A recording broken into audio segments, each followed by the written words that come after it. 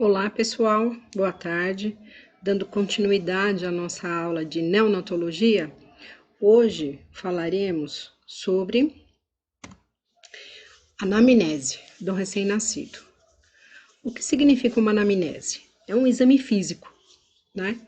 Então, o primeiro exame físico do recém-nascido que tem o objetivo de detectar a presença de malformações, né, isoladas ou múltiplas, leves ou moderadas e graves, presença de sinais de infecção, de distúrbios metabólicos, os efeitos causados sobre o RN decorrente da intercorrência gestacional, do trabalho de parto, de analgésicos, anestésicos ou outras drogas administradas à mãe durante o trabalho de parto. A primeira coisa que a gente tem que fazer é avaliar a capacidade de adaptação do recém-nascido à vida extrauterina. O exame físico deve ser realizado com a criança despida, mas em condições técnicas satisfatórias, né? Não pode estar frio, não pode estar muito quente, então é necessário que a gente coloque ele num lugar apropriado para poder fazer a anamnese. Observação geral. Primeira coisa que a gente vai fazer é avaliar a postura, atividade espontânea de tônus muscular, tipo respiratório, estado de hidratação e estado de consciência. Características são variáveis próprias para cada tipo de recém-nascido. Depende se ele é termo, que termo é o que nasce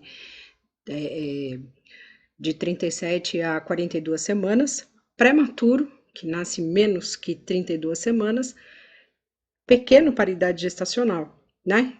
E aí, ou pós-termo, que passa de 42 semanas, tá?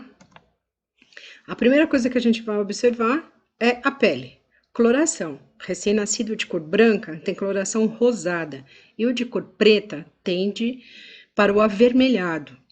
Palidez. Surge geralmente a existência de uma anemia ou vasoconstrição periférica, o aparecimento de palidez em apenas um lado do corpo e vermelhidão do outro lado oposto, sugere alteração vasomotora e é conhecido como pele de arlequim.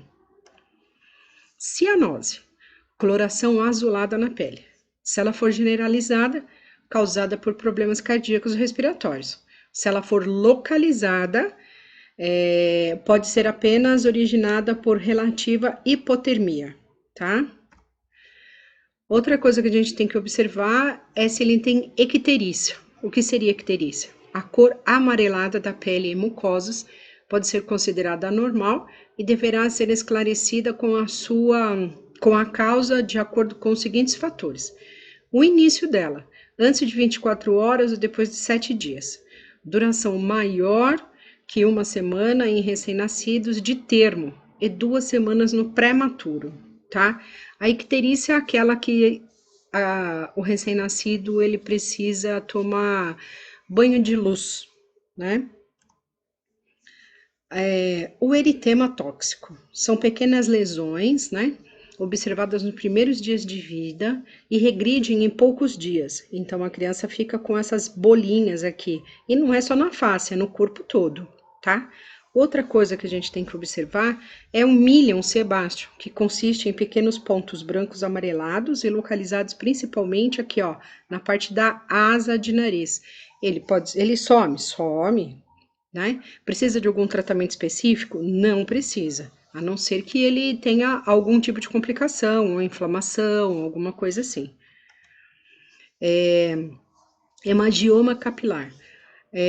Principalmente em região frontal, occipital e pálpebra superior. Desaparece em alguns meses, tá? Então, esse daqui, ó, é o hemangioma.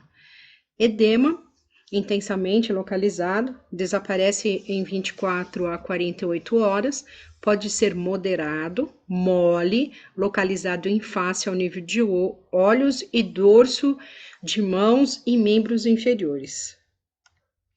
Outras alterações, hematomas, que é a coloração roxeada, petequias, que são aquelas pintinhas, equimose, que pode ser encontrado no polo de apresentação. Quando localizados na face, tem aspecto de cianose localizada e é chamada de máscara cianótica, desaparecimento espontâneo, tá? Conforme vai passando os dias, ele desaparece.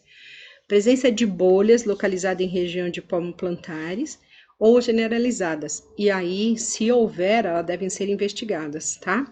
Para ver se de repente tem algum tipo de inflamação ou se a criança tem algum tipo de sífilis, né? A cabeça. A morfologia pode apresentar deformidade transitória, dependendo da apresentação cefálica e do próprio parto, né? Porque a gente tem que observar isso aqui, ó, bastante no parto normal, tá? Bossa serossanguínea é uma massa mole, né? Mal limitada, edemaciada e equimótica, localizado ao nível de apresentação. Então, aqui, ó, nós temos uma apresentação morfológica normal, tá? Aqui a gente já tem uma formação morfológica braquicefálica. Aqui, esfatocefálica, né? Então, assim, ó, a gente precisa observar como é que foi o parto, né? O que houve, tá? Pela própria apresentação. Fez muita força, precisou usar o fórceps, demorou muito para nascer. Tudo isso são coisas que influenciam, tá? Cabeça, cefalohematoma. É um hematoma que se distingue uma bossa pelo seu rebordo periférico palpável. Dá para perceber aqui, ó, na cabecinha, tá? Pelo fato de não ultrapassar a sutura. Regressão espontânea por calcificação em algumas semanas. Pode ser bilateral ou volumoso. Perímetro. Deverá ser verificado através da fita métrica. Já expliquei isso, né? Passando pela protuberância occipital e pela região mais proeminente da região frontal. Investigar a presença de macro ou microcefalia, tá? Então, a gente vai usar aqui, ó, a fita métrica e vai envolver toda a parte cefálica. Fontanelas. São divisões variáveis, anterior-bragmática em forma de losango, em média 2 centímetros dos sentidos de variação normal. Fechamento. Do nono até o 15º mês, posterior ao lomboide, triangular, é do tamanho de uma polpa digital com fechamento até 2 meses. Então, tá aqui, né? Certo? Então, aqui a gente ainda tem a fontanela bem aberta, e aí, com o passar dos meses, ela vai se fechando. As fontanelas fazem com que os ossos do crânio possam se movimentar, permitindo assim que a cabeça do bebê passe de maneira mais fácil pelo canal de parto. Fenômeno denominado de cavalgadura, tá? Então, por que que a fontanela ainda aqui não tá totalmente fechada? Porque ela, por conta da movimentação na hora do parto, principalmente do parto normal, tá, gente? No parto cesárea a gente já não vê isso, tá? Fontanelas, suturas. Após o parto, o afastamento das rupturas pode estar diminuindo devido ao cavalgamento dos ossos do crânio. Lembra lá o que eu falei? Depende da passagem, tá? Deve ser diferenciado de cranioestenose, que é uma soldadura precoce de uma ou mais suturas cranianas, promovendo deformação no crânio ou hipertensão intracraniana, tá? Então, a sutura é diferenciada por isso, pelo cavalgamento, né, na hora do parto normal, ou por alguma coisa patológica, tá? Então, precisamos observar. Por isso que é sempre importante a anamnese, assim, logo depois do parto.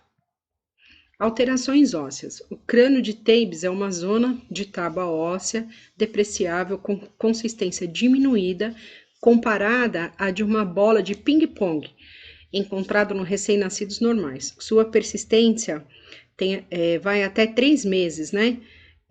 E algumas vezes requer investigação, certo? Porque fica aqui ó, uma bola aqui, ó, né? Uma bossa. A gente vai continuar com mais slides.